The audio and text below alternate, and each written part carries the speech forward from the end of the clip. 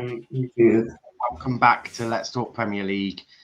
We're here for a nice special match reaction. I'll add this one in as well. We no longer can have Genies playing in opening credits because it's Gini.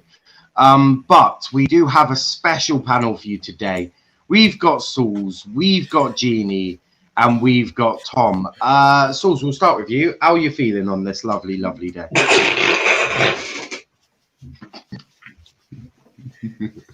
On that first, I don't know why, but this just felt like the worst one ever. Like I didn't even sleep properly. I went to sleep at like 4 o'clock, and then I was like, "What the fuck were they thinking? What on earth were they thinking?" You know, when you just wake up and randomly think, "Oh yeah, but they could have done this. Oh yeah, but why did they do this?" It was one of them fucking nights, man. And I still don't feel any better. I'm trying to be positive, but I can't be arsed. I don't think you should be positive after what you saw. But Gini and Tom, how are we doing on this fine, lovely day? The sun is shining. Arsenal are getting relegated soon. Maybe not this season, but it'll come. Yeah, fantastic. We'll get into all of that. So yeah, Tom, how I'm busy. Yeah, Liverpool are back. That's all I'm going to say. We've won back-to-back games for the first time now, and that was a performance like last season, and it was beautiful to see. Trent Alexander-Arnold basically saw what kind of Southgate had been saying and put a middle finger right up to him with that man-of-match performance yesterday. Yeah, I mean, there's a reason why the two best players on the pitch are in the thumbnail. Obviously, Aubameyang with his new haircut, giving him that new lease of life to be a world-class footballer. Actually, no, I've got that wrong. I mean, amateur footballer with a world-class haircut, potentially. But DC saying first, T. Shaksvik or something like that. I've butchered your name. Big up to yourselves. Make sure you are subscribed to the channel as well. Aiming for 200 by the end of the month. Real Chris can't be here long, but Liverpool are still trash. Where should be the team that beat Italy won. He's kind of busy, but he's going to be listening in. Chris saying, just got back home after seeing my gran and granddad. Gave my gran a massive hug. It's good catching up with them. My granddad still grumpy self, but I know I'm going to turn out like him, so we both know nonsense. Big up to yourself, obviously. It's been a tough year for everyone. Good, well-deserved win from us. Top 4 races back on. Weren't tested, but can only beat what's in front of you. Liverpool are back. The real Chris saying Liverpool are broke. Who else is in love with Jota? I mean, Gini, Tom, either of you in love with Jota? What a beautiful man. The lad can't be first one, kid, the way he's playing at the minute. And Gini's just dumped Tom for, Dom for Jota. Sorry to Dom there. Jota is amazing, not going to lie. Diego Jota is the new name for him. But we'll get into it. But Sulz, we'll get this bit over and done with. I remember seeing some things on Twitter yesterday that you may or may not have the group chat last night was a brilliant laugh. Well, it was. I wasn't on about them. We got a couple. I've got a couple of screenshots of them because I feel like the viewers need to know what we're on about. So the first one is this one. Obviously, everyone knows that we do love Sulz massively. We are putting LFC in a spliff, lads. We are winning this. We are winning with this put-together team. The second one is this one. Liverpool going to get smashed by Arsenal. We're going to school them. My man Orba is gonna go sicko mode on them. Klopp's school is in session. Any comments to make on them at all?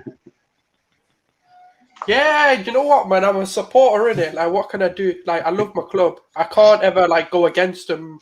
As much as they give me grief and like, you know, it's just one of them, man. Look, end of the day, all I can do is be confident, support them, and be positive. If they want to be wankers on the pitch, man, what can I do about that? At the end of the day, that's on them.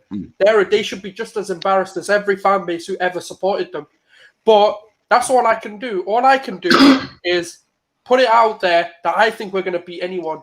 And I know I know deep inside it was going to be a harder game than I made it out to be. But that's all I can do. I'm a supporter at the end of the day.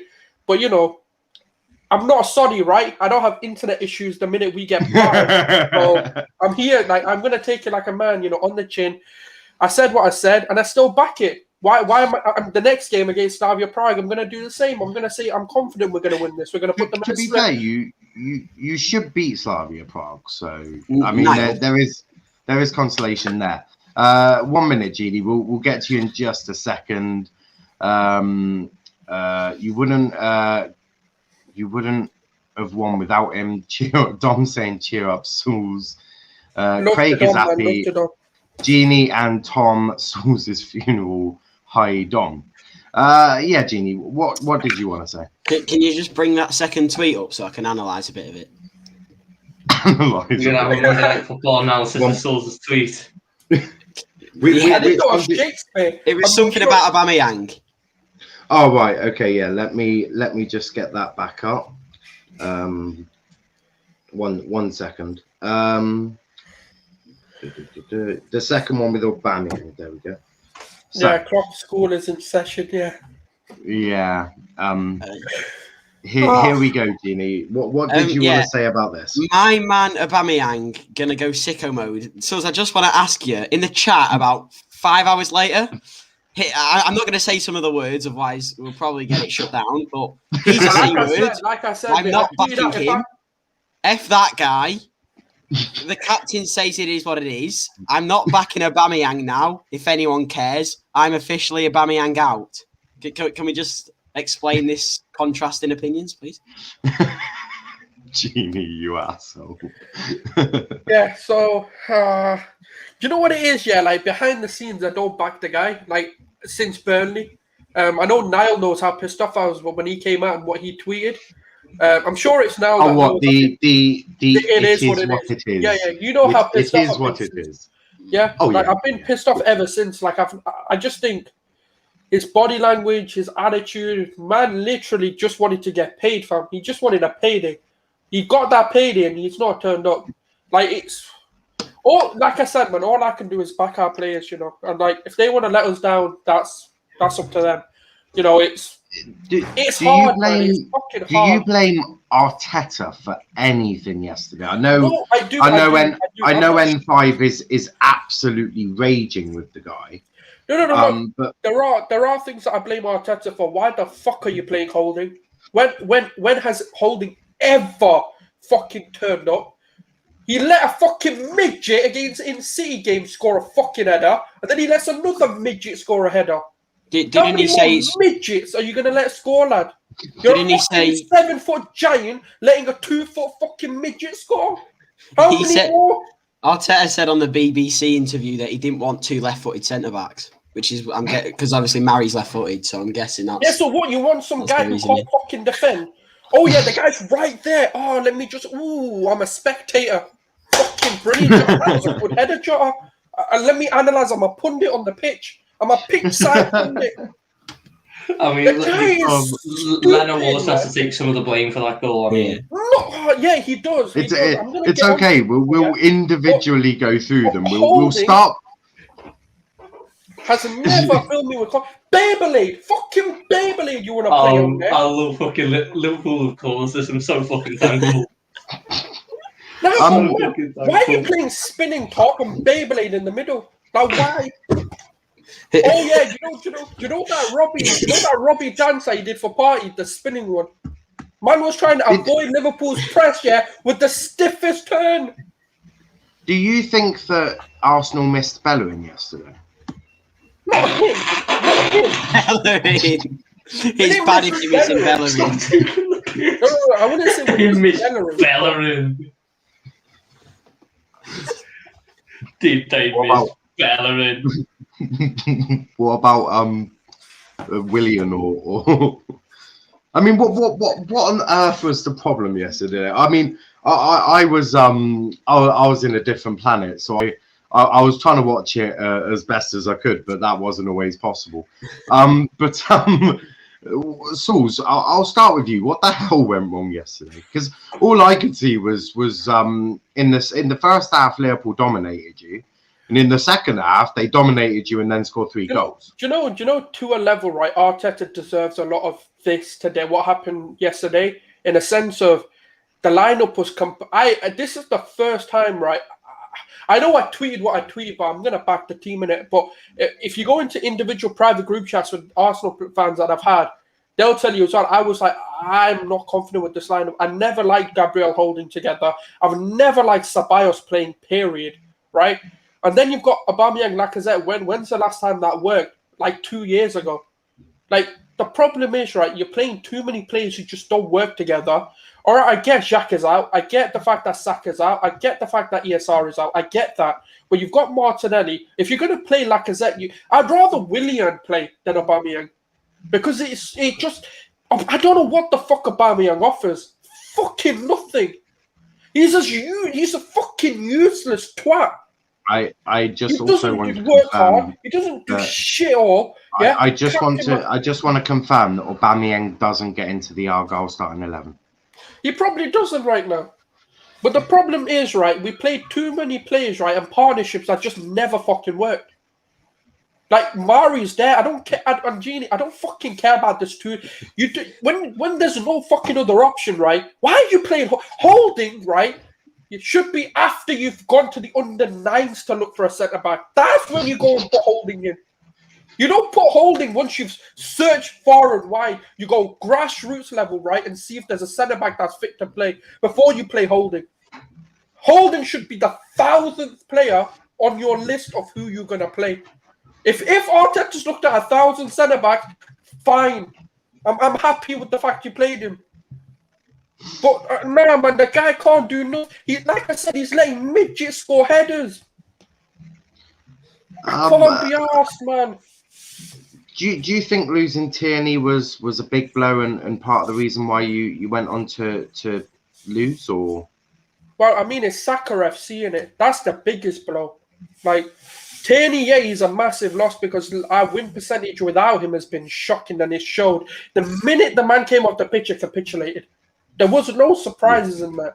I don't know because I'm not really about his injury. It didn't look good. The fact that he was that's the thing. I've not really read up on it because it's just been fuming. I don't want to look at Arsenal at the minute. I don't even want to look at the news. I don't want to look at anything to do with them because I'm just not in the mood. That's not what you were like earlier on when you woke up today. In the space of 7 minutes, you went from not wanting to get out of bed. I tried. But I was fooling myself. In 7 minutes today, you went from not wanting to get out of bed to Europa League winners. Yeah, we probably will, but I don't know about this Tierney situation, innit? But like, if Tierney's out, I'm telling you now, yeah, if Tierney's out, we're going to finish like 14th. So, Gini's just posted in the group chat, and I like the comment that Tom put. He said Holding has been solid. Sulz, would you agree that Holding was playing solid? I presume it was first half. Was he good in the first half? Was he good in first half? I mean, for Liverpool, he was brilliant. But for Arsenal, I don't really know, innit? Like, it depends. Obviously, Tom's going to say it because he's been brilliant. He was their 12th man. No, I genuinely thought in that first half he was quite good. But I think it was because Kieran Tierney was there. And he sort of gives defenders a little bit more confidence. Hold on. Because in the first half... You just managed to say that with a straight face. Yeah, no, I genuinely thought Rob Holding had a solid first half. I thought he was better than Gabriel in the first half. Every sort of cross that Trent was putting in, Holding would clear. He wouldn't clear with his head, he'd clear with his feet. But now that I'm looking back on it, I've seen a couple of mistakes in the first half that end up carrying through to the second half. We have another fan that's walked into the building, and Sulz, the day just gets from better to worse for you, mate. Here's Sonny. Bring up the picture, man. Bring up the picture. Bring up again. There we go. Bring up the tweet. Bring it up. Show me the tweet. I want to read it out loud and clear. No, actually, I want Sulz to read it out. Bring up the picture. Bring up Sulz, where your boys? Where your Arsenal boys? Sulz, can you? I can't. I don't know what's wrong with my eyes today. I forgot my glasses. I need you to read out. What did he say before the game? I can't read it. Right, Liverpool gonna get smashed by Arsenal. We are gonna school them. My man Oba gonna go sicko mode on them. Klopp school is in session. But the guy next to me here, him.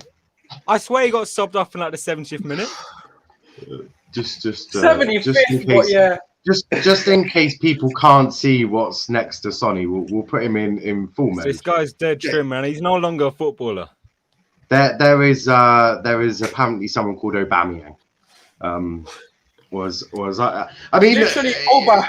I said this in the preview. Yeah, I said the difference between today when we played you and the difference with our record at the Emirates was we now have Jota. When we beat you at Anfield, Jota was one of the reasons why we played you at the Emirates. 0-0 Jota comes on and we win 3-0.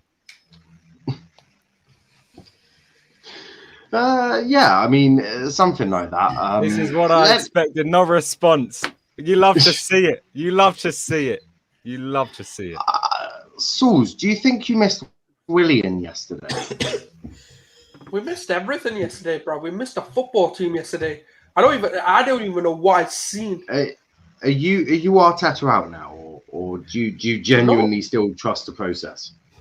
No, well, it's not the process, man. It's this fucking board, improper recruitment. Like the thing is, right? Well, yeah, but you say that, but he's got a Martinelli sat on his bench doing sweet fuck all, and he's like, "Who the fuck are you? Get away from me, you dirty bastard!" Something like that, I'm presuming, because he hasn't barely played him. Would bag against us instead, and they didn't. He gets like 10-minute cameos here and there to keep the fans happy. So you can, to a degree, I understand the poor recruitment, the shoddy ownership, and all of that. But he's got a decent player sat there who's done absolutely nothing this season, fresh. No, I get that, right? That's the one qualm I do have with Arteta, but I'm not gonna sack him over one player's decision, like just because he's not playing Martinelli. The fact of the matter is, right, Aubameyang should be doing better. Lacazette should be doing better. Pepe should be doing better. The fact of the matter is, right, the minute we start to lose certain players, right, we are literally, we're like 6 players, right, that I can confidently say I'll take moving forward. After that, yeah, we are trash. We are fucking trash. That it doesn't matter who we put up top, because literally we were Inshallah FC, bro. Sulz, we were literally bombing. Read my name out. Forward. Read my name out, Sulz. Well, we know Sonny shit at football. Yeah. No, the guy on your screen. The guy on your screen is shit at football. Yes, you are on my screen. I'm not on your screen. I'm behind someone else. All right. Yes, Aubameyang. I am shit at football. Yes, he is. Right now, he is. Anyway. Yeah. Right, no, this guy ain't getting any better. Aubameyang's had a bigger influence on the stream than he did on the football pitch last night. To be fair, is there any way back for Aubameyang? It's trim back. Gabon, yeah, there's a way back to Gabon for him. I mean, Heathrow's open still. There's still some flights going out. There's definitely back home for him, yeah. But just not at Arsenal. The guy's fucking done. Do you think he should probably go to the MLS, start picking up his wages, and just even that's a bit too much quality for him. They ain't taking him out with this trim. Let me get it back up. Let me just remember signing the Ting in the summer. Remember starting the Ting and how when signed the Ting, all the fans thought they were back. No, but let's be real, right? Like Aubameyang, I think a lot of Premier League clubs would have taken Aubameyang based off of last season and the first season at Arsenal and the half season that year. I think a lot of clubs would. Unfortunately, right, I never saw the decline being this bad. The problem with them is, right, I don't have a problem with a player as long as they're trying hard. Like Lacazette yesterday, the reason why I've not gotten on his back, at least he tried. Even an ounce of effort was put in. The standards, at least they tried. That's what I've been saying the last few months. No, that's not we were losing every game. No, but what I'm saying is I can appreciate a player if they're trying. Aubameyang ain't even doing that. Rocky Rocastle's memorial and you're not breaking a sweat. If that was, I'm telling you, the reason why I tweeted, if I speak, I'm getting cancelled, bro. Because if that was me in the dressing room, I'm telling you, none of them would have left alive, bro. They would have joined Rocky in heaven. Well, they would have gone to hell, and Rocky would be laughing at him in heaven, fam. Because I would have fucking smacked every single ounce of their fucking living bodies off me. Hairdryer treatment would be renamed. I'm telling you. Because yo, how on earth, how the fuck, right? Are you looking around that stadium at the likes of Rocky and thinking that was appropriate? Resign! I'm telling you, bruv, these men need to resign. They're fucking trash who have no self-pride, they have no passion, and they don't deserve to play for Arsenal Football Club. But yeah, we want to hand out fucking lengthy contracts. We want to bring in Pep Guardiola. Like, that's going to change shit. What's going to happen? Holding's going to become Maldini all of a sudden. Ceballos is going to turn into what? Fucking prime Iniesta. You need Jurgen Klopp for that, not Pep. You can fuck off taking him. There's no way Jurgen would go there anyway. But I do want to. I want to move over. I want to move. I want to move on to Liverpool. We've spent 21 minutes roasting Sulz, and I feel like if we carry on, Sulz might genuinely say something to get himself cancelled in a bit. This could go a lot longer, trust me, a lot longer. It's okay. We'll get back to Arsenal. We're not finished. We've got. So anyway, don't worry. We'll get back to Arsenal. I've got a PowerPoint ready on Arsenal. he has. Tom has genuinely got a PowerPoint. Anything to say to me? I've got till about 4:15. I've got to go after that. It's okay. I can't imagine that we'll be doing it for much more than that. I would say an hour is probably plenty. But yeah, Tom, we'll start with you. Very good performance. It actually looked almost like Liverpool of old. Almost. That's down to the centre backs. I know they didn't have much to do yesterday, but hold up a minute. What they've done is can you just say that one more time, please? This good form and the performance last night, the result last night, is probably down to the centre backs. Tom, do me a favour. Read me out the centre backs' names really quick. Nat Phillips and Ozan Kabak. What about Ben Davies, Tom? Who's Ben Davies?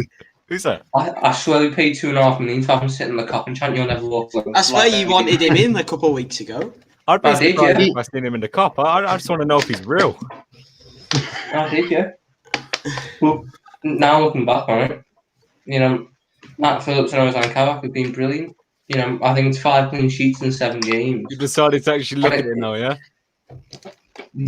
I'm still stand by the opinion. Okay. I still stand by the opinion that Kabak's better than Phillips, but 5 clean sheets in 7. What did you make of I didn't. He muted himself by looks. Yeah. I was just about to say, like, what did you make of the performance? Like, in the first half, you dominated them. But I mean, you were never tested, really, were you? I mean, even that great. Arsenal literally acted like a B-Tech prostitute. No, Tom's gone. So I'll say this: I think Jota won us that game. I think we would have went 0-0 if Jota didn't come on. I think it would have been the same story for the whole season. Like, before Jota came on, Jota obviously got the first goal. Getting a first goal can win you a game like 5-0. It's all about getting the first goal, but we just usually don't get the first goal. But Jota's the one giving us that first goal now. So we're winning games again. I mean, surely it can't have just been that. Really. No, it was. It actually was. Because like, if you think about any attacking positioning that Salah and Mane got into, they were passing it to each other rather than taking a shot. And then no one else is finishing that header as well, because that first goal, it's not like it's a tap-in. Like, he's done, Jota and Trent really good. Yeah. Gini, what did you make of the first half performance? I mean, you didn't get the goal in the first half, but you sort of attack was there, wasn't it? Dominating anyway. Just for the game, obviously, Tom said that he thought the win was down to the centre backs, or they was the biggest part. Obviously, Trent name got mentioned as man of the match. Fair enough. Sonny's just mentioned Jota. I've got to say, Fabinho is our most important player to our system at the minute. Since Henderson's gone, Fabinho in CDM is our most important player. As soon as he's come back in CDM, we look like the team from old. Well, nearly. Obviously, we're not spot on as the team we was last season, but we're getting there. I think part of it, why we're in this low position, has to now come down to a bit of Klopp's decision making in not trusting Phillips at centre back earlier and putting Fab there, because you can see what Fab does in midfield. I thought Fabinho was our man of the match yesterday. I thought he was superb. But yeah, first half, it was just possession based. We controlled it. But Arsenal just let us do it. Arsenal let us play. And then the first goal comes, Jota injects energy, pace to the game, gets the goal from a brilliant Trent cross. And then, to be honest, you kind of know with Arsenal, when you're playing Arsenal, as soon as you get that first goal, they looked so deflated. I could see 3, and then the second and the third came along with it. So yeah, we were deflated before that first goal. Let's be yeah. I mean that's fair. Tom, you still there? Oh, Joe Linton's back. Did you see that miss? Fuck you know. Oh, he wasn't gonna stay there for long, was he? Sulz, obviously you watched Liverpool. How do I put this? Smash your team to smithereens. What did you make of Liverpool's performance? Obviously, they weren't quite in the spliff, were they? Yeah, they put us in a spliff more like. But you know what it is, man. Like, you know, if you're gonna take this is the problem, right? So if you're gonna take that approach that Arsenal did, where they kind of sat back, I said that, you know what, it might work if you press them into a mistake. The problem is we didn't test them at all. Did you see Alisson, bro? Every time man got the ball, he just stood there like, are you gonna come? Are you planning to move, run? Are you looking to work hard? Oh, yeah. And then they were just walking to him, and it was like, well, we made it easy for them. Like, that's the quite and blunt fact of it. Like, Liverpool were allowed to do what Liverpool wanted to do. We didn't test them in any way. I mean, the highlight of that game, every time I look back, is when Martinelli did that run where he ran at the defense. That's all we did. So you're telling me that the best moment was when Arteta finally actually put on a football? No, I've always said this. I do want Martinelli to play. Maybe there's underlying reasons to why he's not. I don't know what they are. Yeah, but Arteta's a clueless idiot. I wouldn't say that much, but yeah, like, I do agree in that sense with Martinelli. He's an idiot.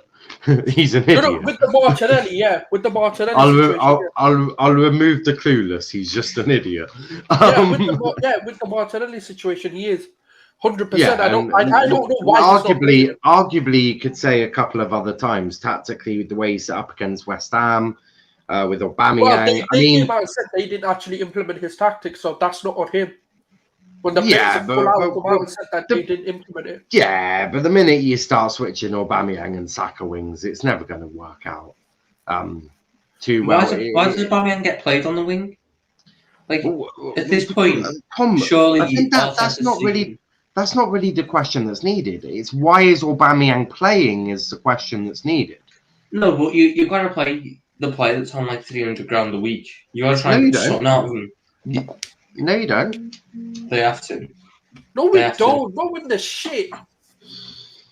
If you had let's say, fuck it, who's a really shit player that you lot have had? No, but Aubameyang isn't shit. That's the thing. But his age is meaning that no more he can't do it. He literally bagged a brace in a UEFA Europa League like round 16 crucial games to put Arsenal through. He's not finished. He's out of form. What Arsenal needs to do is let him play himself into form come the end of the season. There's a bit of a difference between Benfica, this Benfica anyway, and the Premier League. A huge difference. No, but why are you guys complaining about Firmino and Gini? Let's just let them play and perform. You can't. They're just out of form, aren't they? Roberto Firmino has been shit for 2 years. Gini has been shit for 3. Aubameyang's been shit the entire season. Aubameyang had a poor start, a solid midway, and now he's just out of form again. A solid midway. Hold on, solid midway. Right. I know he scored. I know he scored against Newcastle, but that's not really much of an achievement. Yeah, he scored a hat-trick against Leeds, and then the Benfica, and that's it. There were 3 games or something that he actually did something. I wouldn't say that's a solid midway. Unless you count with 3 games as a solid, So, the break against Benfica. He had Southampton. So, do we also want to talk about the misses against them teams as well? The way Arsenal is, Arsenal cannot afford. You have to sell them, but you're not going to get anything. You're not going to get anywhere near enough value for them for you as a club if you sell him this summer by Yeah, just just dropping him bench for the him. rest I of the don't care. Put season. him in the under 23s for all I care. I just don't. No, because the that's guy going doesn't to do it. take value. Your season is done. Your season is done. That's the Yeah. thing. Yeah, You we know don't that. if you really want to push your ugly, don't play him in that. But play him for the rest of the Premier League. Try and let him get some goals come the end of the season, and But then the sell him guy off. doesn't want them. How do you put someone into form that You doesn't can want promise to him a score? move. You need to sell him anyway. Tell him, look, score some goals, get a little bit of value, and you can go. We're not going to stand in your way. Tom, that's what we're saying to him. Score goals. The guy wants to flick the ball. He wants to flick it and do some He fancy doesn't want shit. to score goals The last time I checked, Travis Scott couldn't play football. No, but the thing is, I get it. Play him into form, but the player needs to want to come back into form. Yeah. The guy He doesn't want to come back into form for Arsenal. He doesn't want to be there. Yeah, then fuck off! Resign! Get that captaincy. Tell him I don't want it. But you're not. A player isn't going to resign. You Why need to not? try. If you don't want to be the fuck yourself, you cunt.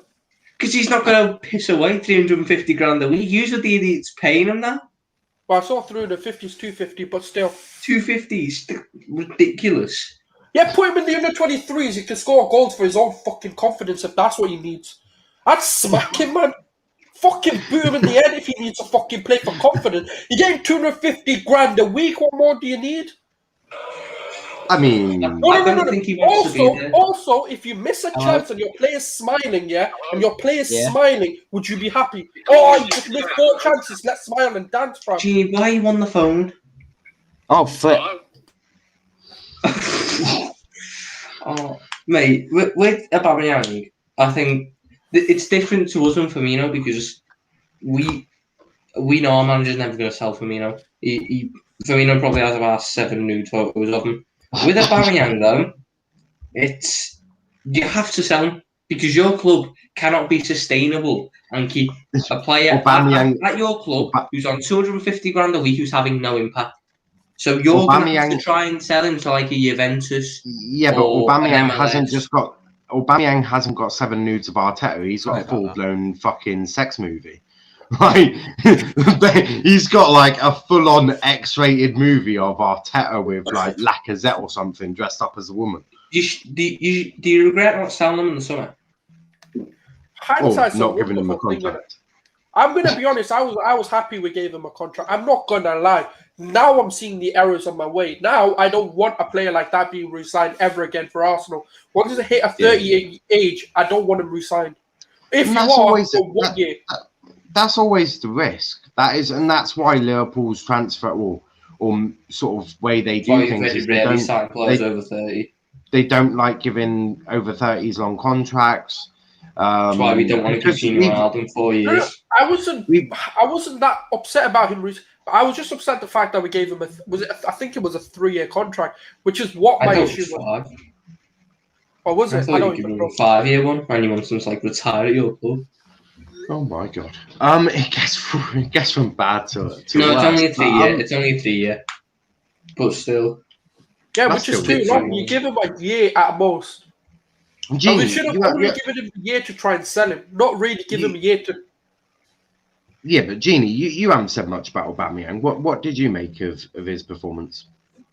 I didn't know he was there. I agree with what Sulz says about the captaincy. He doesn't work hard, so I don't know how he's captain. Martinelli seemed to run more in like the 10-minute cameo he played than Aubameyang did the whole 80 minutes. Arteta's made one of the fatal flaws, which I don't think managers should do. I think the thing you do is never captain your best player, because if they don't play well, then your captain's not playing well, then the rest of the team don't play well. Yeah. And if your best player wants to go, your captain wants to go, shit's hit the fan. That's why I don't want us to captain Van Dijk. Because if he hits a bad run of form or anything, we're fucked with our captain then, not just the player, the captain as well.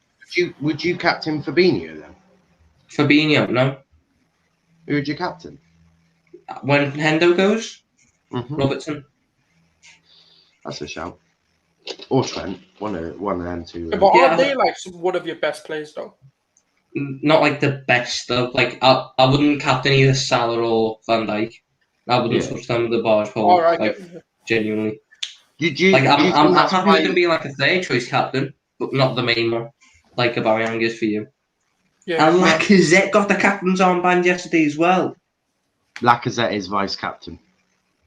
Wow. I think Lacazette deserves to be a captain, but I know he's leaving, hence why I don't. That's why I've not been on that. I'm going to give Lacazette some praise. I think Lacazette. Martin Odegaard deserves a bit of praise for yesterday as well. He was running. Oh, yeah, No, that's what I said. That's why I say, like, with Lacazette, I don't like when a player's working hard. That's why I don't go on him.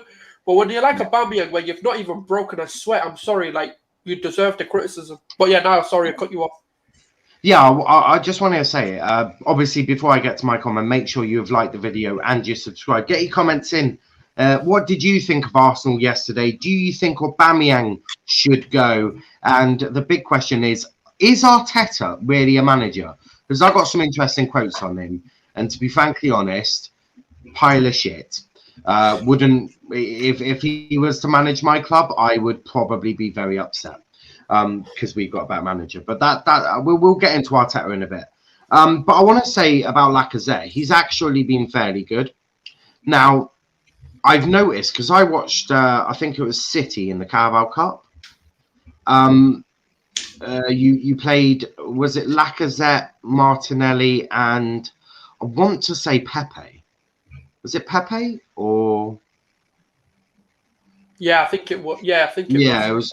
I think it was, and you could just sense that on that day, Lacazette was like, I'm gonna get stuff in the box. They're gonna feed me like what I need. I've got a great chance to score. And Lacazette's movement was impeccable. He was getting in the box. I saw more from him in that entire game than I had in the previous half a season when Martinelli wasn't there. Do you think that Lacazette still has a future?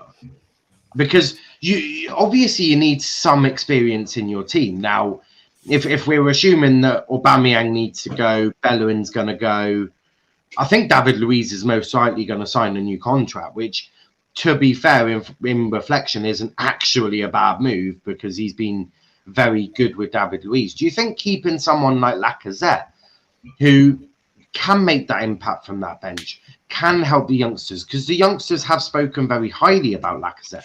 Do you think you should try and keep Lacazette and just fling Aubameyang to, I don't know, Venezuela? Yeah, just leave him somewhere in it. We've got Slavia Prague. Just leave him there if you want. Just say, we forgot. I mean, he's rich enough to get back to London anyway. But yeah, like, yeah, because like the thing is, right? I've always said this. I want players who want to play for Arsenal, and maybe Lacazette's being a professional. Maybe he's being an epitome of a professional footballer in a sense of he's given it his 100%, even if he does decide to leave. That's what I want to see. Hard work, dedication, and wanting to play. Because that's all that's changed since December. We had ESR and Saka who want to play for the club. That's the thing. It's not players who are like ability-wise world class or world beaters. Not at the minute anyway. Maybe in the future holds anything for any player. Even the shittest can turn world class tomorrow. But point being is that when they're wanting to be there and wanting to work hard, that's all I want. And Lacazette does that regardless. We were so shit, even then he worked hard. He got elbowed and obviously busted his part of his eye or something open. Still worked hard, still went into tackles. Didn't phase him. Aubameyang, on the other hand, doesn't do anything. So if you're saying would I want to keep Lacazette, 100%, because he is that sort of figurehead that you can have as a captain at your club, because he leads by example. He's telling everyone to work as hard as he does. That's why people want Tierney as captain, because he works hard. And Aubameyang, for me, I don't know what he's done to deserve a captaincy at Arsenal, because he doesn't work hard. Even in the previous season, he never worked hard. It was his goals that really got him to where he is. He's an elite goal scorer, but a shit player. That's what I've always Yes! Newcastle have scored. Oh. I haven't quite got to that yet, but I want to, before we get Tom's breakdown on Arsenal's Joe Willock, Sulz. I believe he has a Joe Willock, an Arsenal player. Yeah. But no, Gini, I'll start with you. Top 4, is that achievable? Yes, I think so. I said it a bit ago. I never gave up faith, but look, Leicester have a very tough run in. I think they've got Tottenham coming up. They've got United. They've just played City. They got. I think they got Chelsea as well. They got 3 tough games coming up. Obviously, Chelsea.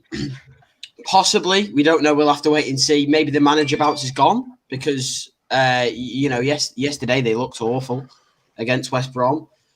West Ham have got a good chance, but I think we could pick them. So I think top 4 is a huge possibility. Yeah, I do. I think we'll get it. For you, who's favourites for top 4? City, United. I can see Leicester dropping out. Possibly Chelsea. It definitely was Chelsea before yesterday, but I think yesterday's just it's questionable. I don't see Leicester dropping out because they've got nothing else to focus on. Okay, so Leicester out the Europa League. It's just the Premier League for them. Good point. We'll get to yours in a sec, Tom. But so Gini, you've gone for City, United, Chelsea. Who comes in 4th? Liverpool. I think Liverpool. Yeah. Wow, that's a shout. Tom, top 4. Can you get? I'm gonna back my team obviously, and I'm gonna say Liverpool are gonna get it. I think it could very well pick 4th. This obviously game week now has been massive for the top 4 race. Yeah. I do see Leicester holding on them. No, I do see Leicester holding on. However, Chelsea have to focus on the Champions League as well. And FA Cup. Like Leicester have got Southampton, Chelsea have got City. They've got a very hard run into the season. You've also got Champions League. Yeah, but I think that the result yesterday may have a long-term impact on Chelsea. Yeah. Like it didn't really have a long-term impact on us, but it did. The Aston Villa one. We haven't been able to escape that all season. Adrian's lost complete trust in the defence because of that. No one trusts Adrian after that game. It has deeper rooted issues. There may be things that don't instantly come to a head with Chelsea after that result that may well come into a head later on. I just think Leicester have too big of a gap now to be caught. Yeah, I think they will lose some games. Yeah. But I think they've got just too big of a gap at this point. Yeah, that makes sense. Sulz, as a sort of team that doesn't look like they're getting top 4 this season, who would you put as top 4 this year? It's tough because Leicester do capitulate at this point in the season. They did it last season as well, where all of a sudden they were out of the top. Obviously, circumstances don't help Leicester. They had a lot of injuries last year, but they've had a lot of injuries now as well. The key thing for me is Maddison is back, and Leicester are going to need Maddison. You can see Vardy's not quite being the same Vardy. They're going to need Maddison, and what a time for him to come back.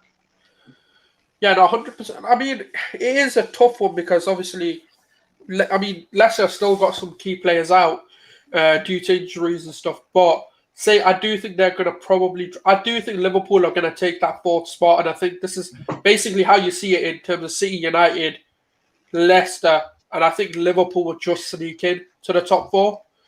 I think Liverpool have still got to play. Have you played them both? Twice. Liverpool have to go towards the only Big 6 team we've got left is United at Old Trafford, and that's not going to be an easy game. I don't expect us to win that. No, I do reckon. As a Liverpool fan, I might expect us to beat every other team, barring Leeds. Of course, but we all know that. Yeah. Of course, but we all know that game's either ending 0-0 or 1-0 win to United. It's literally, Tom, have you been asleep for all United top 6 games? Barring one, they've all finished 0-0. I think we'll really struggle on Saturday against Villa. And then I expect to win the rest except from United because obviously it's a Villa. Villa are brilliant against the top sides. We've got Real Madrid on both midweeks prior and after. So that'll be a game where I think we'll dip. But I think the top four will be City, United, West Ham, and Everton. I want to see something different. I want to see something different, and if Everton could get top four and West Ham could get top four, then I'm sorry, but that makes a lot of top teams look at themselves and go, "Oh my fucking god!" And do you know what? It makes next season just so much more entertaining. You do realize that Everton aren't going to get top four, don't you? Yeah, but Tom, as a neutral's point of view, I want to see Everton and West Ham. I don't want to see Everton do anything. Well, of course you don't, because they're your rivals. But as a neutral, Sulz probably sort of agree somewhat that by doing that gives Tottenham, Liverpool, Chelsea a huge shake-up in a terms of fuck. Doesn't give us a huge shake-up. Huh? It doesn't give us a huge shake-up. Oh, I think it would. We've been without our 3 senior centre-backs for the entire bloody season. I think if Everton were to get Champions League and you were to not, I know you sit here right now and you're like, nah, it wouldn't affect. That would affect a lot of people. It bother me. It might not bother you specifically, but it will bother a lot of people within the Liverpool ranks. I mean, I know Gini needs to do is just look at it, how they've had a fully fit squad for the entire season. They haven't. They've had Calvert-Lewin that's been injured. They've had James Rodriguez that's been injured for a fair amount of time. Richarlison's been injured. We've had Van Dijk out for 8 months. They've had Gomez out for 7. They've also had Pickford out for parts of the season. That helps them. Yeah, but what I'm saying is everyone's had injuries. I agree, not to the degree that Liverpool have had, but I do think that would somewhat be a shake-up. But look, we're getting a bit ahead of ourselves. That would be quite funny to see the sort of meltdowns almost everywhere. Tuchel probably gets sacked if he doesn't get top four, so that'll be a quick one. But Tom, you have a breakdown. I remember. I decided after the game yesterday I wanted to look at the goals and the chances because I was surprised by the goals, really. I was surprised by the nature of them. So I decided to go through it. Yeah. Obviously, you can jump in at any point to also add your thoughts as well. Before we get to that, the real Chris saying Tottenham bottling it. Is the bottom left guy okay? Oh, he's moving. Yeah, he only gets casual nosebleeds. But yeah, we'll add the PowerPoint that Tom's made. So yeah, Tom, take it away. So this is the first goal with Jota header, and my first issue is Cedric. He's stuck on Mo Salah, even though Mo Salah is nowhere near the danger zone, and therefore you've left a poor defensive player in Aubameyang on one of the most dangerous crosses in Trent Alexander-Arnold. I also want to look at Rob Holding here, flat-footed. Diogo Jota moving, Callum Chambers moving. Callum Chambers has to shout at this point to let Rob Holding know that Jota's moving. He's behind him. Rob Holding flat-footed. It's going to take him a bit of reaction time. Firmino's taken away Gabriel here, so look at all that space there, which is probably why Rob Holding is flat-footed, because he's thinking that Trent's going to cross it into this space here. But Callum Chambers has to let Holding know that Jota is in behind him. Otherwise, a situation like that is going to occur. Rob Holding moving backwards now. You're never going to move backwards quick enough. Callum Chambers, ball watching, has to get straight into Diogo Jota. Too far off him. Diogo Jota, he's completely unmarked, and I'm sure Arteta at this point would have been watching the internationals and how Diogo Jota scored 3 headers. To leave him unmarked in the box is criminal. And even then, Nicolas Pepe here is now left into Sadio Mane completely unmarked there. So the odds of Diogo Jota not getting enough contact and then it falling to a completely unmarked Sadio Mane are very high, and that will probably result in a goal as well, even with how off form he's been. So that's my first issue, and that's a complete Rob Holding and Callum Chambers' fault. I think Cedric also needs to take some blame for letting Aubameyang have the mismatch on Trent, but that is them too. A lack of communication has cost Arsenal the game, really. Now this one, the Salah goal. I just want to ask why Rob Holding is there. He's not picking up anyone. So in reality, he should be over this way because Callum Chambers is dealing with them too. I also would like to ask why Cedric is here pressing the right back and why Aubameyang is not doing that. That's another issue with that Arsenal team at the minute. Mm-hmm. Ødegaard and Lacazette press very well. The number 14, the captain, is one of the worst pressers in this Arsenal team. It's awful, and Sulz could probably confirm this. This is not how you. This is awful. He should be on him. Do you want to jump in there on Aubameyang? Is this natural for him not to press? I don't think he knows what it means. I just don't think he knows what it's like. Arteta will be telling him to press what, the X button on the PlayStation or circle. Which one do I press? Arteta, tell me in PlayStation sense which one. Do you know, Aubameyang? If you're ever watching this, right, you know when you hold X, and a player runs like towards the ball, but that's pressing. You know, just so you comprende, like knowing this. And if you press R2, I believe is what it is. That makes you sprint. Yes. So you know number 14. You know that Trent guy. You know the right back. Yeah. That guy, you hold in your head, hold X and do that to the right back. Yes, you understanding? So I hope he's listening and taking this information in. Maybe Arteta needs to dumb it down for him and get a FIFA up and running and then show him. Do you know when you press X, look what the guy's doing? You know, like when you're teaching your baby like how to play PlayStation. That's what maybe he needs to do with the Aubameyang. And then obviously Firmino in there plays a brilliant through ball. I think he was one of our better players last night. I think he's arguably the best DM in the world. Seeing him back in that midfield was ridiculous. And then obviously the situation there, Gabriel slid in a bit too early, but that can happen. I'd like to ask why Rob Holding has seen Mo Salah in this situation, top scorer in the Premier League, and thinks he's going to pass it to Roberto Firmino. Because that's what he's trying to cut off. He's trying to cut off a Roberto Firmino pass. Callum Chambers napping again. If Salah pulls that across there, open goal. But Rob Holding shouldn't be there. Should be probably there. Yeah, for either situation, yeah. Let Thomas Partey take him. Yeah. Let El Neni take him. You've got a bloody 5-on-4. In fact, it's a 4-on-3, really. And Leno, obviously, we all know what he did. It's a brilliant finish, but Rob Holding, if he's back there, Salah has less. Salah doesn't have a target to hit because if it gets past him, it's off the line.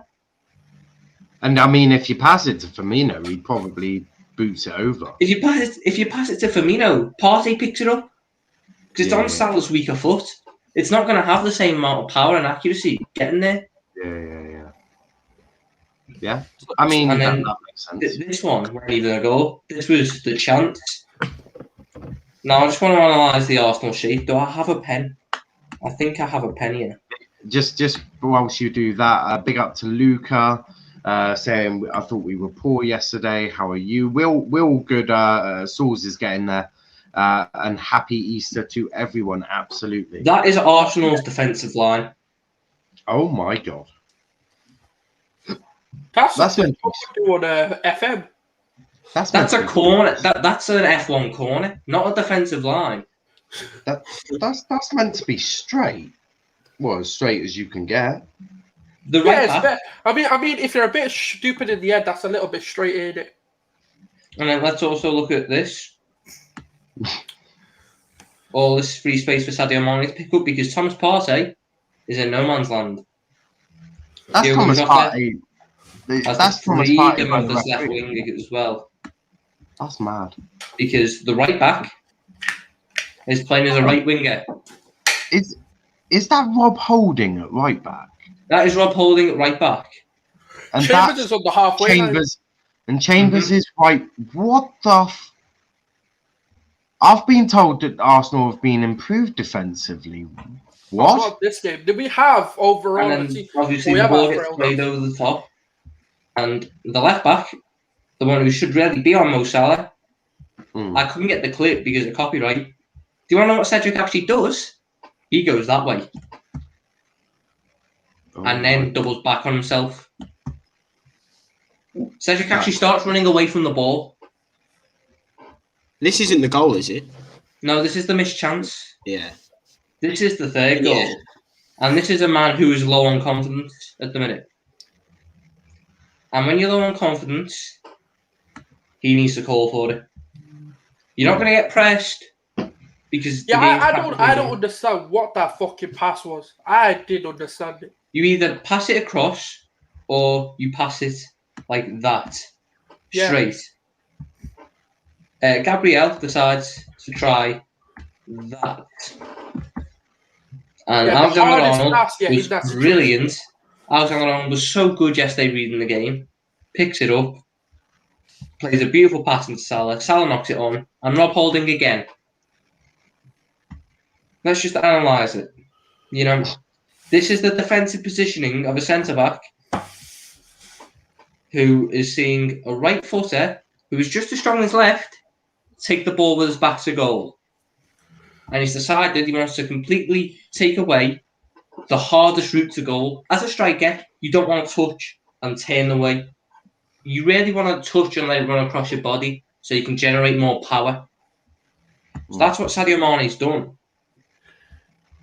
I mean, and then he's not exactly doing much either. And then he's stood there watching it. And Thomas Partey, I don't know what he did yesterday. I've got to be honest. I don't know what he's doing in an Arsenal shirt. He's coming for a lot of money and he really hasn't lived up to expectations. And I know he's had his injury problems. But it's like Keita for us. But he hasn't even shown the bright sparks. He's just been average. Yeah. And then, I mean, how does this get fixed then, Sulz?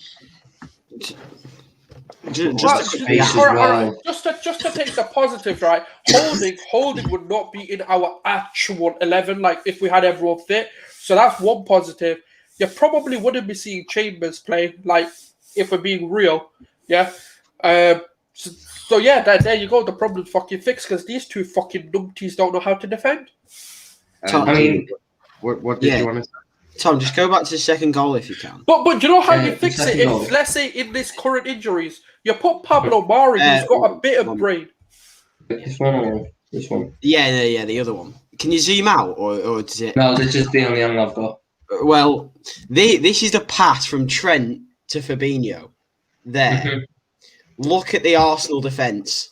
The Arsenal ball gets defensive played line is straight this. through that gap. Yeah, there's a massive gap there. That's Gabriel. It's either Thomas Partey who's got a drop, or they've got to come across. The ball gets played through that massive gap, and that's where the goal comes from. I mean, he also, I think, drop Holding again needs to come over. Yeah, and Gabriel is so far wide there, and the ball just gets played This through. is the issue, though. This is the main one. Why your left back is there. Yeah. But And then obviously there's no defensive line's completely broken. Yeah, Cedric's not even in the frame. Well, this is what I mean. Like, yeah, you can. This is what I'm saying. There's parts where you can blame Arteta, but some of it, I'm sorry. Like, what do you want the man to do? Come and hold your hand. I tell you, oh yeah, defend properly. This summed up the Arsenal performance for me. Then, there's two instances I want to look at here, and they both involve Callum Chambers and his work rate. So here he is, ahead of Diogo Jota, and in line with Trent Alexander-Arnold. Now Liverpool are on a counter attack, and they've got so much confidence in the game, free flowing, love and life. That Arsenal defense. You've got to sprint all the way back there, and we will analyse the defensive line again, shall we? That's sort of what I'm getting at. That it's just a mess. Your centre backs aren't even in the same place. They're not in No, line. that's what I mean. There's This the is why, midfield like, duo, and then the attack was something like that. Because in theory, Holding should be on the same level as Gabriel. Gabriel's in a fairly good position there. Holding needs to drop up a bit, because if they move up, you can then try and catch Salah offside. I know that's not where the goal comes from, but I mean, it's I've got just the angle symbolic. beforehand. Rob Holding is just before this set of this 10 on the pitch. Now, pass has been complete. Rob Holding is just past the 10 on the pitch. Yeah, it's not good enough. There's no effort. But this, Cam Chambers has to get right back there, right back in that space. That's how the play ended. He was originally in line with him. He was behind him. And there's Cam Chambers. There's no effort. There's no work rate. There's too many players who are willing to sit in that Arsenal team, collect the money and go. They don't fight for the shirt. They don't have any passion. And I'm sorry, no manager can get that out of them. Players are born with it. Players, if you don't have it, you're never going to get it. And too many of these Arsenal players are spineless. And when the going gets tough, there's nothing from them. They care up in a ball and panic and wilt away. I mean, there's your two DMs again. Who's he picking up? Who's he marking? himself. Team Wijnaldum. No one's scared of him. Mo Salah is being marked by the left back, even though the right back is in acres of space. And I think this angle shows it best. Look at the freedom Diogo Jota has. Sadio Mane could play an awful pass, and Diogo Jota would still be unchallenged to get it. Yeah. But I think this is the one that sums up Arsenal the most. This defensive line. It's not like we've just dispossessed yet. We've had the ball back for a little bit here. We've won it back there. And I think Fabinho's passed it into Firmino. And Firmino's taken a couple of touches. And the Arsenal defensive line is there. There's your two DMs. And there's Aubameyang. For God knows what reason, because I think Trent's there at this point. You know, it just seems so disjointed from an Arsenal team. I mean, we're literally this matchup should never happen. We're just watching them. This matchup should never be happening. You know, I know he didn't play for England, but he's still arguably the best right back in the world. And you're putting someone who doesn't even want to fight for the badge on him. It's a brilliant cross. But I don't know what Rob Holding... Does Rob Holding think the cross is going to go into here? Does Rob Holding think the cross is going to go into this area? That doesn't make any sense because no one's there. It's his peak. Jota's always going to make that backward run. Yeah. I'm not even an Arsenal fan. I'm annoyed by it. Yeah, I mean, we've seen in just that clip and sort of that one though, the one where you see that is that for me. Even as someone who's not trained in football, I'm not a professional manager. I've not been a professional player. I would be absolutely beside myself if I saw my defence doing that. When I was at grassroots level, there is no way a defence would do that. And we're talking the biggest stage of them all. We're talking a Premier League game against Liverpool. This is no easy game. This is no, we should win it. This is a tough game. And your defence is like that. You've almost got a defensive line vertically in terms of if you were to move them up a bit. If the defensive line looks like 10-3 at Austria.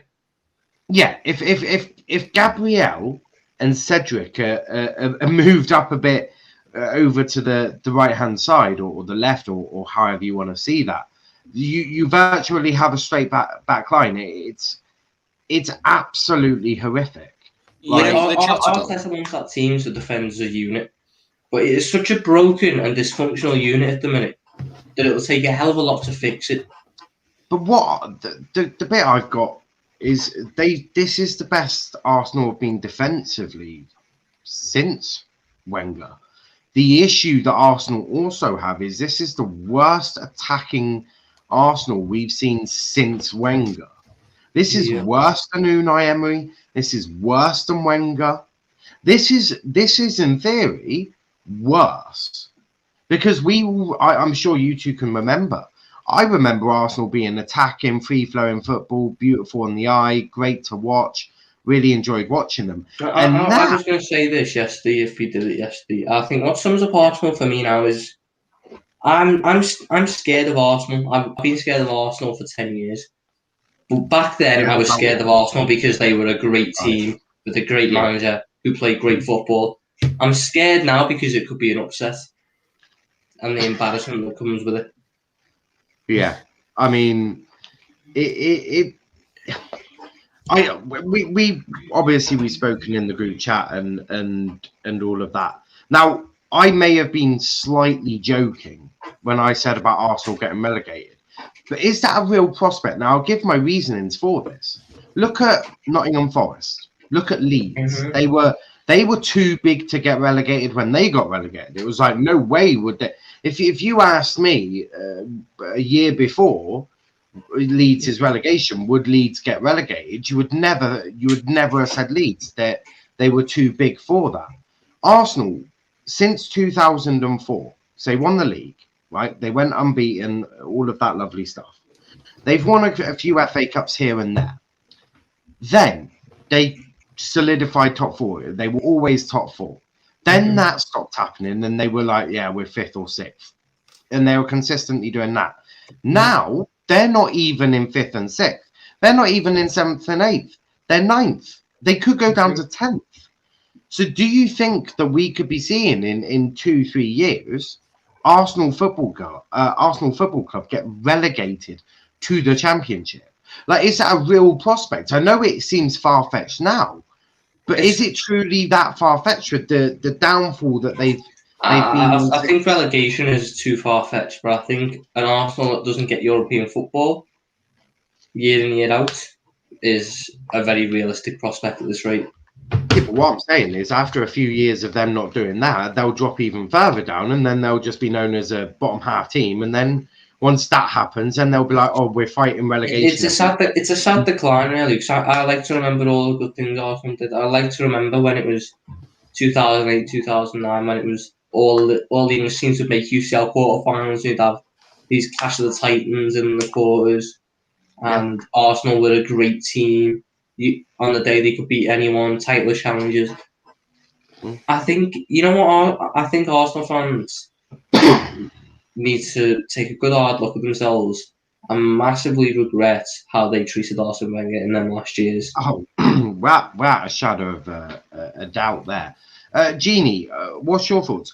Is relegation too far-fetched, or do you think that in the next 5 to 10 years we could genuinely see Plymouth Argyle versus Arsenal in the Championship? Like, I mean, I was joking to a slight degree, but do you really think that could be something we see in 5-10 years' time? Possibly. It depends. For me, it depends where their owners are in 5 years time, because you know the Arsenal come with a massive club. They could get over by taken over by a big money thing that actually put money into the club.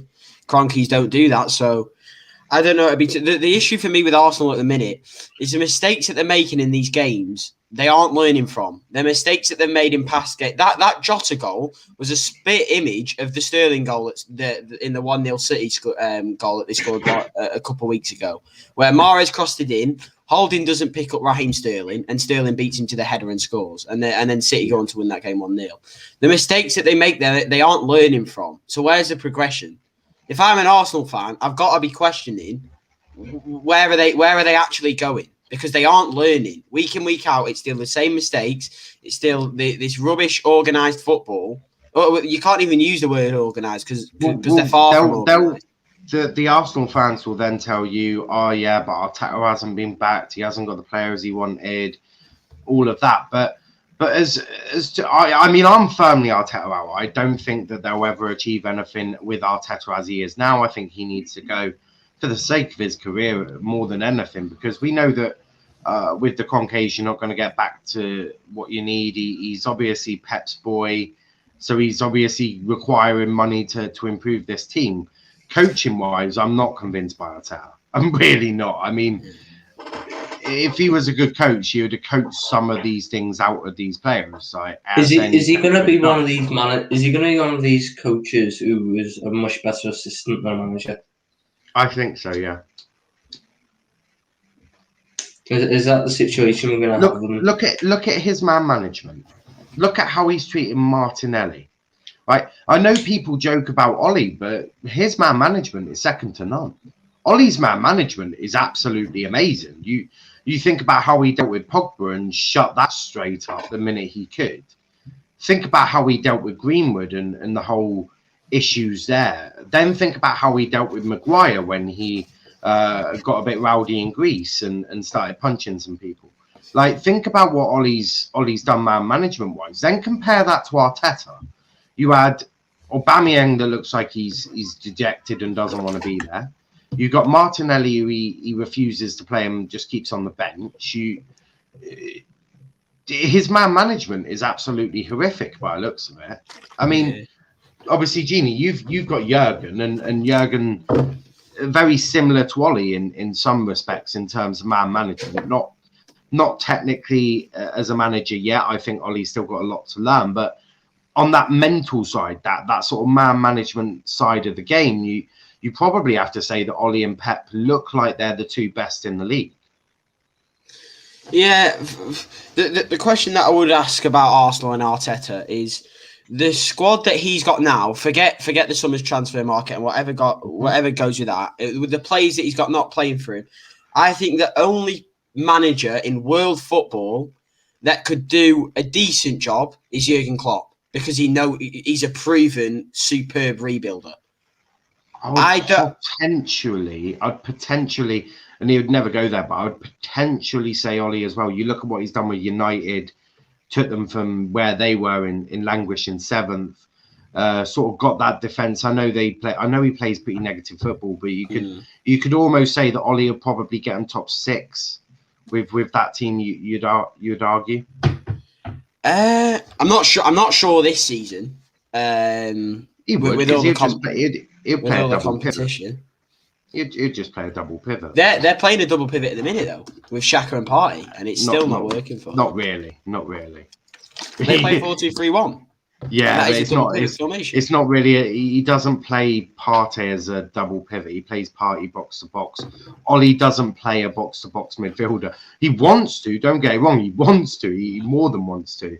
But he just doesn't have that. Would you sack Arteta? Would you get rid of Arteta if you were the Arsenal board? Personally, no. I wouldn't. I actually don't mind Arteta. I'd give him the summer to give another transfer window a crack. I don't know what the backing will be. That's the hard bit with the Arsenal board. They are so unpredictable with the backing that they can bring. Obviously, know that COVID's hit them massively. There's money massively decreased there. They're not going to be in European football, so they're not getting any competition prize money. They don't have the FA Cup prize money that possibly they funded Partey with. I can't see them, but I can't see him getting backed. So, a lot of Arsenal fans have said they're getting Grealish, Maddison, and all of that. I would also slightly argue that that's not really the positions you need to sort out. But cool. Yeah. Grealish and Maddison wouldn't want a downgrade anyway. So. No, of course they wouldn't. That would be mad. Tom, would you sack Arteta? No. I don't think they're in a situation where they can. I think they've invested too much in him. And they've done too much. They've spent way too much on money for players that he wants. That they're in too deep. And you never want to do this, but they've dug a hole so deep that the only way out of it is to keep digging all the way. I mean, that's an interesting shout. I would get someone that wants to play similar football to Arteta with more experience. So I would look at Carlo. I would look at possibly an Eddie Howe. I would look at someone that's been there and sort of done it in a manager's position. And I also think someone like Eddie Howe, they're hungry. They're used to working on a sort of tight budget. He would be one that I'd personally go for. Before we wrap up, Darnell saying Nat Phillips, Ozan Kabak over Prime Ferdinand and Vidic. I think that's a little bit delusional, but I do respect everyone's views personally. But just to summarise quickly, we've spoken a lot about Arsenal. I don't think we spoke enough about Liverpool, to be fair. They weren't tested, no, but does this give you any sort of belief, confidence going into the end of the season? Say it again, sorry, no. Do you think this win for Liverpool gives Liverpool that belief for the end of the season? I mean, Klopp mentioned in his pre-match about this being a mini season. Everyone's come back. This is sprint to the end. This is a good start, and do you think he'll carry that on into the Real Madrid games and then Villa and all of that? Yeah. The thing is, I'm a massive anti-advocate for international breaks. I can't stand them. But the international break that came for us has actually helped us massively, because obviously we was on a big decline. We got a rough win that wasn't brilliant against Wolves, but we came yesterday and looked closer to our former selves, not our former selves. But so I do. I wouldn't say Real Madrid, because even our league form hasn't affected us in the Champions League. I do think we'll win that. But I think for momentum wise in the Premier League, it'll definitely spur us on. And that's what we needed. These players needed confidence. They've lacked so much confidence with the results not going their way. So, yeah, I think it'll impact us massively, and I think we can definitely kick on from here. Yeah, I'd somewhat agree with that. Tom, will this give you a confidence to go into the rest of the season believing you can... if you lot get top four and potentially... even a semi-final in the Champions League, that's almost a perfect season with the issues Liverpool have had. It should do, but we've said it multiple times this season that a certain result should give us a confidence boost, and it hasn't. So I'm hoping this is different with the international break, and now I feel like I've said it all, but I cannot understate the importance of having Fabinho back in that midfield and having a solid centre-back pairing. Yeah. It just makes the team so much better, and we can take more risks, which is something we weren't doing. We look a hell of a lot better, and hopefully this is the true turning point for the team. Yeah, and obviously with Tottenham dropping points today, Chelsea dropping points yesterday quite spectacularly. It's blown up that top four race yet again. Obviously, Leicester as well. West Ham in with the shout. Obviously, Leicester dropping points as well. West Ham's in with a shout. Even Everton, if they can string a couple of wins together, they've got the manager who you can argue would know how to get Everton into that position if it were available for them. So what happened yesterday is basically the top four fight has been blown up, and if United can beat Brighton today, you have to say that's probably second place tied up, and then that only leaves two spaces left for Chelsea, Leicester, Everton, West Ham, Liverpool, Tottenham. So that's somewhat 6 teams going for 2 spaces. And yet these Arsenal fans still think Europa League and top 6 is a shout. I mean, give your heads a wobble, guys. Goalkeeper GK saying, I get our fans' point that says they want him sacked. But in my opinion, he's not the problem. These players and squad are highly overrated. I don't think anyone rates your squad. If you were to ask me, do I rate Xhaka, El Nene, Ceballos, Holding? No, far from it. And you also made the biggest mistake of getting rid of Emi Martinez and keeping Leno. But to be honest, I don't think that Arteta wants to play with Ceballos and Holding, and I'm not. Well, of course not. That's not been his favoured lineup all season. But I don't think the club can actually get rid of them. Like, they can get rid of Sapphire from his loan ends and all that. But I don't think they're going to be able to get rid of, Holding and Chambers, because who's going to buy them? I think it's because they operate. United operate in a somewhat similar way where they want to protect the value of the players. Now, what happens when you give someone a new contract? You also have to give them more money. Right? There's very rare the days where you could probably say we'll give you an extra 3 years with the exact same wages, bonuses, all of that. So every time you give a new player a contract, you up in their wages. I don't think I've ever heard of anyone not get a pay rise when they're discussing a new contract. Only ever on FM Manager do you probably see that. So you think about how much wages that Holding's on. Could they realistically be funded by a Burnley, a Fulham, a Newcastle, which is essentially his level? I don't think they'd want him. There is that. There is also that as well. But if they don't want him, then he has to drop further down, and they certainly don't have the money. Such a defensive liability. That's the issue. Yeah, which is why he would go to the Championship. But the Championship don't have the money themselves. You know what they have to do. You know what they'd have to do, but it's like the only way they could do it, and it still wouldn't be beneficial. If they were to sell him, they'd have to pay his wages. Yeah. He'd agree to an 80k wage, let's say. Not Birmingham because they're going down. Let's say Blackburn. Yeah. Arsenal would then have to pay 60 grand of his wages for the next 2 years, while Blackburn are able to build up enough to pay them on his own. That doesn't help them because they're still got to pay his wages. That's the stupid thing. Yeah, it's a bit like when Alexis Sanchez went to Inter and United still had to pay, I think it was, 20-30% of his wages, which when you look at how much he was on, was still an eye-watering amount of money for a player that isn't even at your own club anymore. There's a lot of issues at Arsenal. That tactical breakdown sums up a lot of their issues. GK, make sure you are subscribed if you are new. This team is no better than 6th, 7th, or 8th place. We're where we should be in the table. In my opinion, these players individually cost us games. Yesterday's performance, the team simply not technically good or consistent or ambitious, and shows reflection in their club.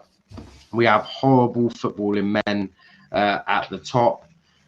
Who's scouting, negotiating the deals. It's ridiculous. £72 million on Pepe by Ford Raul. Yeah, that is another eye-watering thing. And yeah, Pepe can get better, but is Pepe ever realistically going to reach £72 million value? I don't ever think that will happen. Maybe if he went to a different club with a better manager, that could happen. But yeah, make sure you are you've liked the video, subscribe to the channel with notifications on. Also, go check out our Twitter at Let's Talk EPL. Go check out our Instagram at Let's Talk EPL _. Join our Discord server. We're on TikTok at Let's Talk Premier League. So plenty of platforms we're on. Go make sure you give them all a follow. Tom, where can they find you, mate? That's the trophy parade in August when we list number 7. And Gini, where can they find you? Just a quick question, Tom. Yes. If we get top 4, would you go to last season's champions? No, Premier League champions. No. Why? Because the only way I'd go is if we the only way I'd go if we didn't win was if we came second. That's like a tight race. Otherwise, it's embarrassing. Well done, yeah. Well done. I win something a couple of years ago. Go well in, boys. Shame you couldn't do it again. Gini, where can they find you, mate? You'll find me on the other side of the road from the same trophy parade that Tom was. Number 7. You lot. Also, you can check out Sulz's channel, Guna. Is it Thoughts or Guna Sulz? Just type in Let's Debate Footy. Is that? And you can find on there. That's his Twitter. Go check him out. All the links are in the description anyway, so go check out everyone that was on. Sonny was also on. You can check him out at LFC Sonny on Twitter and Instagram. He's also on YouTube at the Liverpool Addiction. He's got another YouTube channel, which I think is called Crossways Sonny, but I can't actually be honest. It's his gaming channel that he hasn't actually posted, I don't think. Or if he has, I haven't seen it. So you can check him out there. As said, all links are in the description. If you are new, make sure you have subscribed, though. We're aiming to get 200 by the end of the month.